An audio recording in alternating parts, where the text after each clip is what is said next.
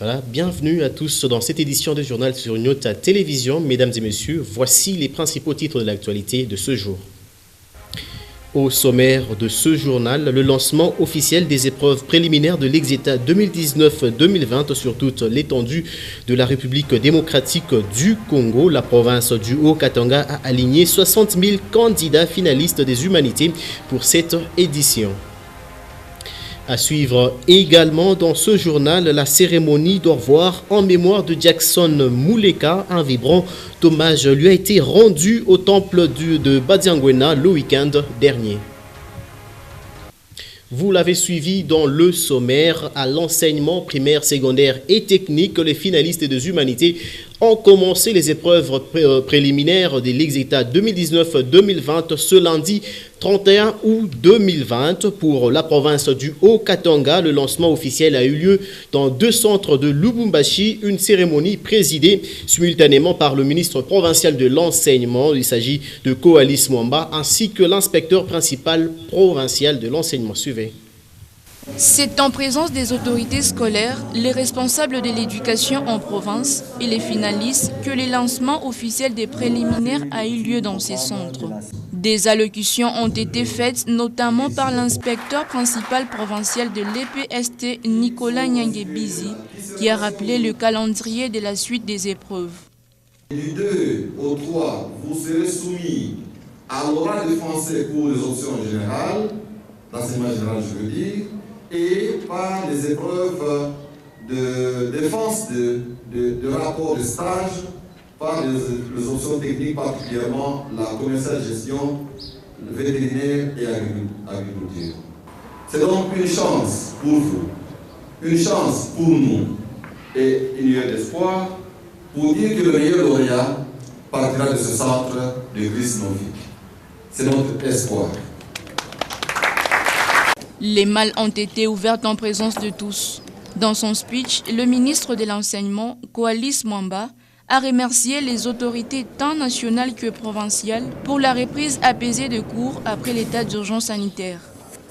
Je voudrais réitérer mes remerciements au chef de l'État, le premier parent de la République. Maintenant que l'heure est arrivée où nos chers finalistes, nos enfants, vont devoir de montrer ce de quoi ils sont capables, car l'avenir de notre pays demeure dans la jeunesse. Et sans éducation, il n'y a pas de développement. Après vérification des items, s'en est suivi la distribution des copies d'examen par le ministre. La province éducationnelle du Haut-Katanga 1 compte 124 centres d'Exeta pour 60 000 finalistes pour l'année scolaire 2019-2020. Une année qui aura vu des épreuves se dérouler dans la distanciation physique et autres gestes barrières contre la pandémie de Covid-19. On va rester sur ce même chapitre pour parler toujours enseignement. En ce premier jour des préliminaires de l'Exeta 2019-2020, les abords des centres ont connu une ambiance exceptionnelle. Certains finalistes sont arrivés avant même que les portes des centres soient ouvertes. Les motocyclistes et les conducteurs des tricycles ont fait une bonne affaire ce lundi 31 août 2020. Suivez. Aux premières heures de ce lundi, les élèves finalistes étaient perspectibles sur toutes les avenues de Lubumbashi. Prenant la direction des centres pour la dissertation, certains élèves ont carrément préféré prendre la moto pour ne pas être en retard. D'autres par contre ont choisi les tricycles. Assis à plus de 6 voire plus, la distanciation importe peu, il faut à tout prix arriver à temps. Pour ceux qui habitent non loin de leur centre d'Exeta, les luxes importent peu. Beaucoup ont utilisé les moyens de déplacement naturels, le pied. Au niveau des centres, des groupuscules se sont formés. Distraction, détente et échange, bref, tous les moyens étaient bons pour se relaxer avant les débuts des épreuves. Covid-19 oblige, à l'entrée de chaque centre, il faut prélever la température et avoir impérativement son masque. Une attitude qui s'est invitée à l'EPST cette année à cause du coronavirus. On va une fois de plus rester sur ce même chapitre, la dissertation étant le développement le plus souvent écrit dans lequel on examine en détail une matière, une question ou même un ouvrage d'esprit. C'est l'examen que tous les finalistes de la République démocratique du Congo ont affronté ce lundi 31 août 2020 au sortir des centres. Quelques élèves, si pas tous, c'est alors la majorité qui n'a pas pu parler des sujets qu'ils ont curieusement choisis. Ils sont au micro de Guélor Chamba. Suivez. J'ai bien trouvé, c'était calme, très chic. J'ai pris la question numéro 8, c'était que... je n'ai pas retenu la question. Hein. Bon, ça s'est passé en merveille. Je me suis bien retrouvé avec mes sujets qu'on m'a donnés. Donc j'ai fait vraiment de bonnes choses. Le sujet numéro 6, ça parlait sur la technologie. Alors je me suis bien en sorti par rapport donc au sujet que j'ai pris. Ça se passe bien, on avait travaillé bien. Le numéro 1. C'était quoi? Je ne sais pas, mais j'ai oublié. Bon, j'ai bien discerné, j'ai pris à commenter, j'ai bien commenté et j'ai bien réfléchi. C'était quoi ton sujet? Mon sujet était... j'ai même oublié.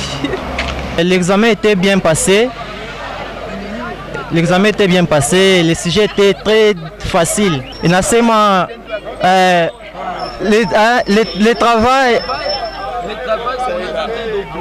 travail a toujours été mal fait. On ne peut pas forcer quelqu'un à travailler, mais tant qu'il n'ait pas envie de travailler. Le climat qui était là-bas, tout était bien, mais sauf que l'examen était venu là-bas avec un grand retard. C'était parce que, s'il vous plaît, laissez-moi parler. Ils nous avaient dit que les examens vont commencer à 9h, mais arrivé là-bas, c'était déjà 11h déjà et ils nous ont donné.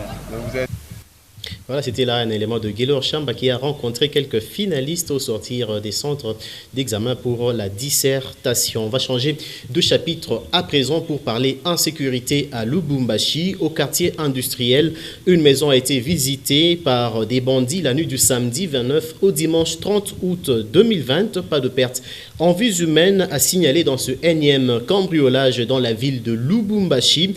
Après plusieurs menaces, les bandits ont pris la fuite quelque temps avant l'arrivée de l'équipe d'intervention. Le butin emporté par ces bandits est équivalent à plus ou moins $450 et des téléphones emportés. Suivez. Il était 1h quand des bandits ont investi une parcelle sur l'avenue Kalimoto 1. La nuit du samedi 29 au dimanche 30 août 2020, ces invités indésirables ont cassé des vitres à l'aide des barres de mine. Une fois à l'intérieur de la maison, ils ont dépouillé la mère de tout ce qu'elle avait comme argent, nous dit Mardoché, un jeune de la famille.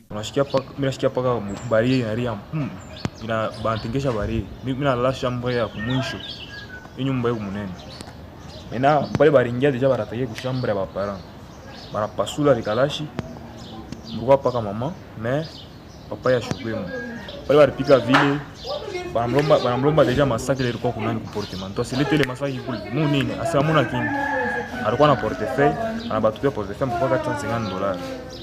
Banebia bantosha makuta tena banamtupia hayo. Asi tu ningia ndani. Toujours selon lui, ces inciviques ont failli violer 4 filles venues habiter ici pour des raisons d'études.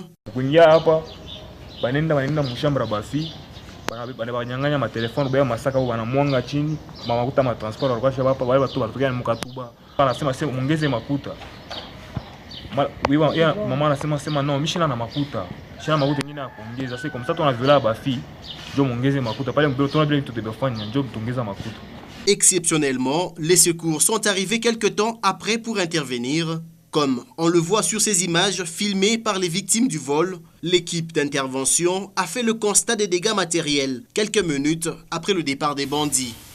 Les malfrats auraient enfermé les occupants des maisons voisines pour éviter qu'ils interviennent. On va quitter le quartier industriel pour nous rendre bien évidemment au quartier Kasungami. L'avenue des cimetières du quartier Kasungami est de plus en plus impraticable et ses habitants craignent le pire durant la saison des pluies à venir. Beaucoup de nids de poules parsèment actuellement cette chaussée en terre battue. Il faut débourser beaucoup d'argent pour quitter Kasungami pour se rendre au centre-ville et vice-versa. Et tout véhicule ne peut emprunter ce chemin. C'est ce que nous dit Diane Kassongo dans cet élément. Seule la moto peut rouler sur l'avenue des cimetières au quartier Kasungami et avec beaucoup de difficultés. Ici, aucune voiture n'emprunte cette route, la grande et principale artère de ce coin. Selon Pasteur Pundu, l'un des premiers habitants de ce quartier, c'est depuis 2006 que cette route principale a commencé à se dégrader. À présent, elle est totalement impraticable.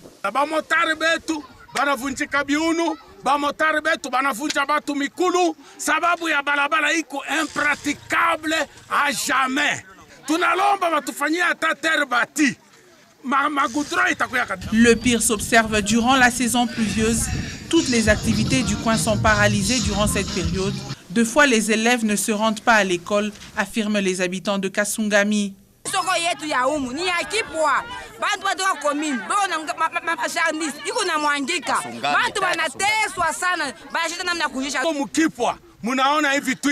Sasa wakati ya mvula batoto kumasomo abendake batu bakazi biko na madifikirite ya kwenda kumakazi tuko na bengine biko natumika kuma cinquantenaire uniambie transport ya kutoka hapa pako ku cinquantenaire il vous dépense plus ou moins 5 000 6 000 francs par jour. Kunaweza kuzala kunakuwa complication bakusema bamupeleke kukatuba bamupeleke kumkenya kwa kwenda kumfanya operation mama anafuya mubalabala juu ya nini balabala iko mubaya. Une route en terre battue, l'avenue des cimetières tracée depuis le lotissement du quartier Kasungami en 2002 n'a jamais connu d'entretien en 18 ans d'existence. Une chose qui inquiète la population de cette partie de la ville de Lubumbashi. On va quitter Kasungami, mais on va rester sur les routes de Lubumbashi pour découvrir une autre réalité dans le quartier Kabula-Meshi. Il se constate un mauvais emplacement de quelques toilettes sur l'avenue Yavtibal au quartier Kabula-Meshi. Ces dernières débouchent dans une canalisation. Conséquence, les eaux des pluies, les eaux polluées, j'y arrive, coulent le long de cette avenue et la population de ce coin se plaint du risque de contamination à différentes maladies. Suivez. L'eau de cette canalisation se voit être polluée par des matières fécales provenant de plusieurs toilettes construites sur l'avenue Yavtibal au quartier Kabula-Meshi. Les jeunes gens qui utilisent cette eau pour le lavage des véhicules sur cette même avenue se plaignent de ces actes et accusent les habitants du coin de jeter dans cette canalisation toute forme d'immondice.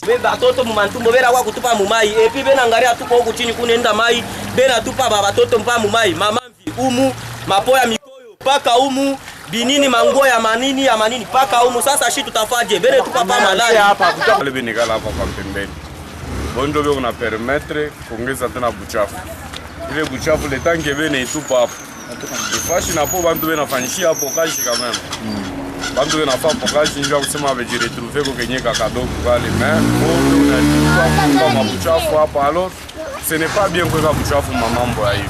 Sur ces mêmes endroits, on peut aussi apercevoir des enfants qui jouent avec ces eaux à longueur des journées. Avec toutes les épidémies déclarées au pays, interpeller les auteurs de ces actes et sensibiliser la population à l'assainissement de ces lieux épargnerait plus d'un des différentes maladies. On va parler politique à présent avec Antoine Gabriel Kyungu Wakumwanza. Après la ville montagneuse de Likasi, le président national de l'Union nationale des fédéralistes du Congo s'est rendu le week-end dernier à Kolwezi pour redynamiser son parti politique et lancer le message de paix afin que l'unité s'installe dans le Grand Katanga. Kyungu Wakumwanza a tout de même réitéré son soutien au président de la République, Félix Antoine Tshisekedi. Gaylor Chamba était dans sa suite. Après un long moment, Antoine Gabriel Kyungu Wakumwanza piétine la terre du Lualaba ce samedi 29 août 2020. Sur quelques artères principales de la ville de Kolwezi, les habitations s'évident pour accueillir celui qu'ils appellent affectueusement le Mandela du Katanga. La caravane se dirige tout droit vers la place Aditend où le président de l'UNAFEC a tenu son meeting politique. Comme Ali Kassi, le numéro 1 de l'UNAFEC en RDC remercie d'abord la population de Kolwezi pour l'accueil digne lui réservé. Batoto ya Kolwezi, merci. Niko natoka machozi, ndio na mimi navaa la malinette. Je suis très ému. Soucieux du vivre ensemble, il aborde son message par l'unité qui doit caractériser tous les Katangais. Samuel, nilifata na discours de paix. Ninapenda ukimya watoto wa Kolwezi. Mtu wote anatasema eko leader. Anakuwa anasema oh, on va nous dominer, sema baba alikuwa kusema. Baba alikuwa kusema vile ni vya bongo. Attachement total et soutien indéfectible au chef de l'État congolais, Kyungwaku Mwanza réitère son accompagnement au président de la République. Fatih!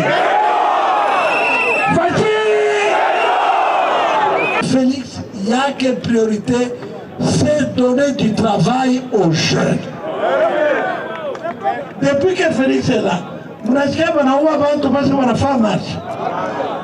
c'est devant une foule immense composée essentiellement des hommes, femmes, vieux et enfants épris par les sens d'écoute que le président de l'UNAFEC a tenu son meeting politique.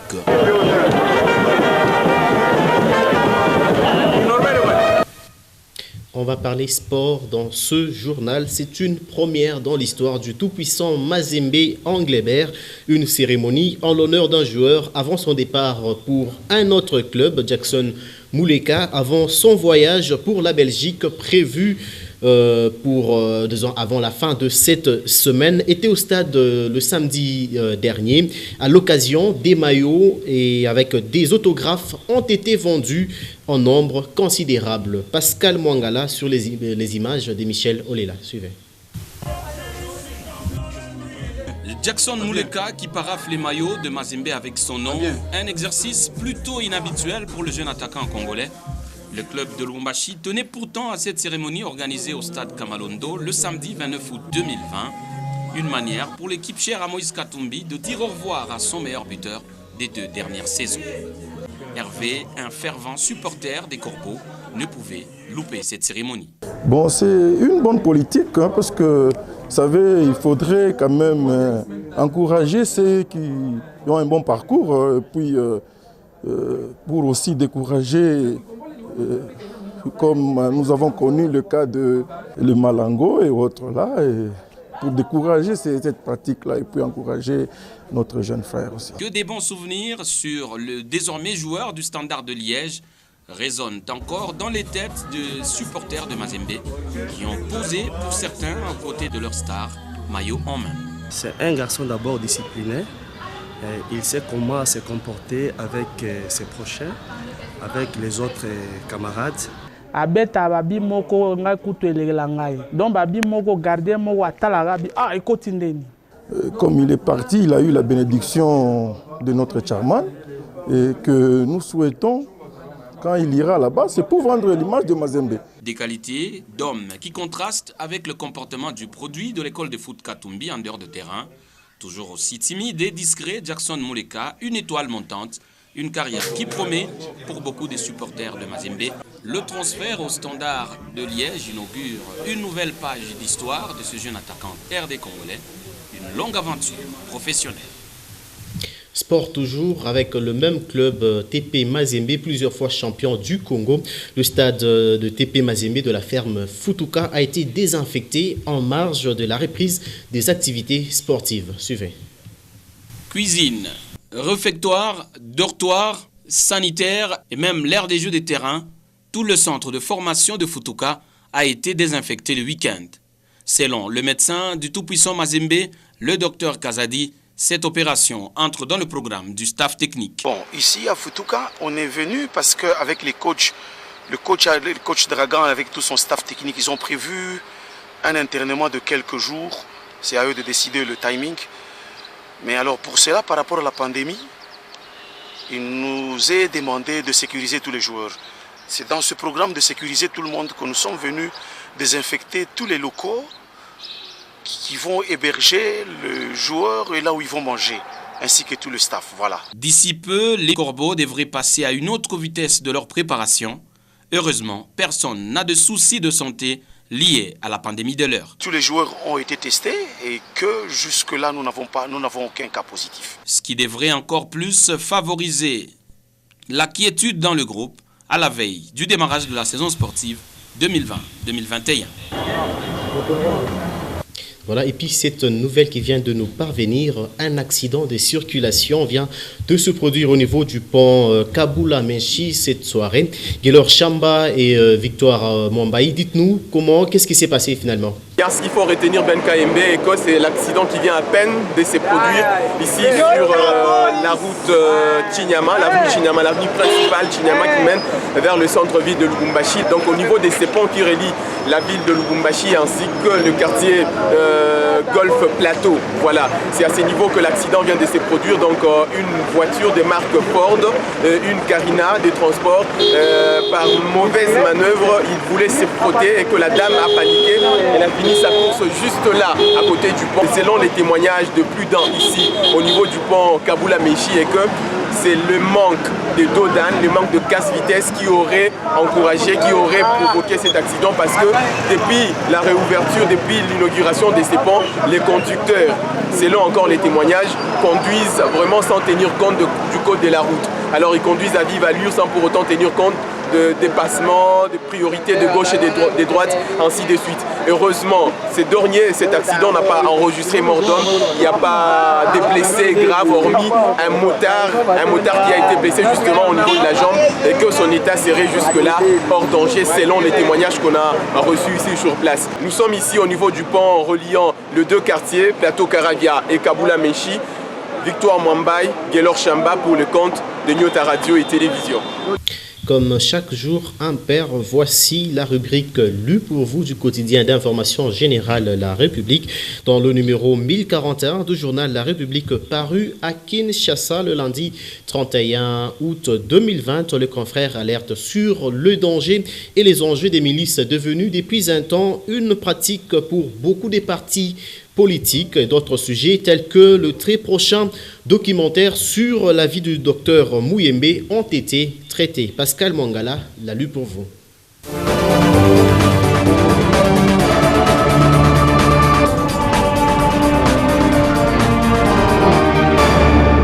Jeunesse manipulée, les milices de tous, les dangers et les enjeux, s'exclame le confrère à la une du 1041e numéro du journal La République, paru ce lundi 31 août 2020 à Kinshasa. Bienvenue mesdames et messieurs à votre lu pour vous sur votre chaîne.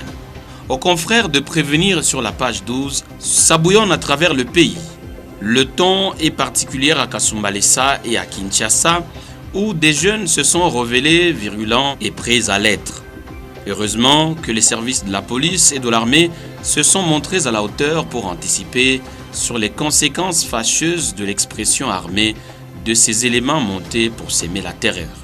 Une façon de dégager dans l'espèce la responsabilité de l'UDPS, accusée dans les deux cas d'organiser une milice pour des raisons politiques. Autant dire que le go à la milice comporte des incertitudes à même de ravaler même l'initiateur ou les tireurs de ficelles. Et le danger est réel. Il est noté l'organisation dans plusieurs partis politiques des groupes de jeunes auxquels on ne donne pas du travail, mais des bérets rouges, verts, bleus. Au ministre de l'Intérieur et Sécurité de fouiner et de mettre un terme à ces velléités sanguinaires dans certaines formations politiques. Le ministre de l'Intérieur, le confrère le cite encore sur la page 7. Incident entre Roubaix-Roy et Kankondé, le ministère de l'Intérieur n'entend pas céder une de ses attributions. Il n'y a pas eu affrontement entre le vice-premier ministre, ministre de l'Intérieur, Gilbert Kankonde Kashama Malamba, et celui de la décentralisation, Roubérois Azarias, lors du Conseil des ministres de ce vendredi, lit-on dans cette mise au point du vice-premier ministre, ministre de l'Intérieur, Gilbert Kankonde Kashama Malamba. Elle note que c'est plutôt la suite des échanges déjà amorcés entre les deux ministres sur plusieurs points. Entre autres, les attributions des deux ministères. Le moment était venu de porter cela devant le Conseil des ministres. Il y a eu beaucoup de convergences que de divergences, indique la cellule de communication du dit ministre. Toutefois, le vice-premier ministre, ministre de l'Intérieur, Sécurité, Affaires coutumières, a fait remarquer, et sa position reste comme telle, que la question de l'identification nationale ainsi que celle de la CENI reste sous sa bénédiction. Sur ces points, les compétences sont non négociables et ne peuvent souffrir sous aucun prétexte d'un démembrement. Le ministère de l'Intérieur n'entend pas céder une de ses attributions. Un mot de culture sur la page 10. Grâce à des réalisateurs américains, bientôt Jean-Jacques Muyembe sur écran. Le président de la République, Félix-Antoine Tshisekedi Tshilombo, a reçu en audience mardi 25 août 2020 une délégation des Tree of Life, un groupe d'acteurs de cinéma congolais et américains venus lui faire part de leur projet de production d'un film documentaire sur la vie du docteur Jean-Jacques Muyembe. Cette œuvre portera entre autres sur l'épidémie d'Ebola qui a servi de 1974 à 1994 à Kikwit dans le Bandundu et Yambuku dans l'Équateur. L'acteur américain Richard Jones, qui conduisait cette délégation, a déclaré à la presse qu'ils sont déjà à pied d'œuvre, précisant qu'ils vont bientôt entrer en action pour la production de ce film documentaire. Jean-Jacques Muyembe, actuel secrétaire exécutif de l'équipe de riposte contre la Covid-19, est notamment connu pour être l'un des co-découvreurs du virus Ebola en 1996. En 2015, le virologue avait été récompensé du prix Christophe Mérieux de la Fondation Christophe et Rodolphe Mérieux. Sport enfin sur la page 11, Ricky Toulengi entre V-Club et Maniema Union. C'est une nouvelle qui inquiète les dauphins noirs de Kinshasa. Depuis le lundi 24 août, jour du démarrage effectif des entraînements de la SV Club, une absence de taille est remarquable. Il s'agit de celle de Ricky Toulengi, la recrue de l'année dernière qui brille par son absence aux entraînements. Or, selon une source proche du club, le milieu de terrain congolais serait en train de négocier pour jouer cette année dans l'AS Maniema Union de Kindu. L'équipe chère au général Gabriel Amissi qui venait de passer le bâton des commandes à Bestine Kazadi d'Itabala. D'où une question se pose, le joueur serait-il en train de vouloir monter les enchères avant de reprendre les entraînements avec V-Club ou simplement son transfert a été négocié entre son manager et le général Amissi en tant que président de Maniema Union, s'interroge le confrère.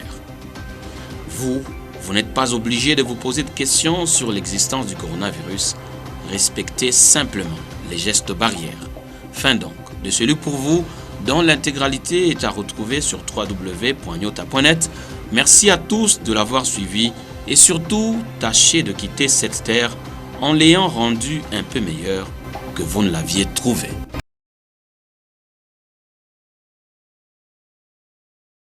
C'est la fin de cette édition de journal sur Nyota Télévision, mesdames et messieurs.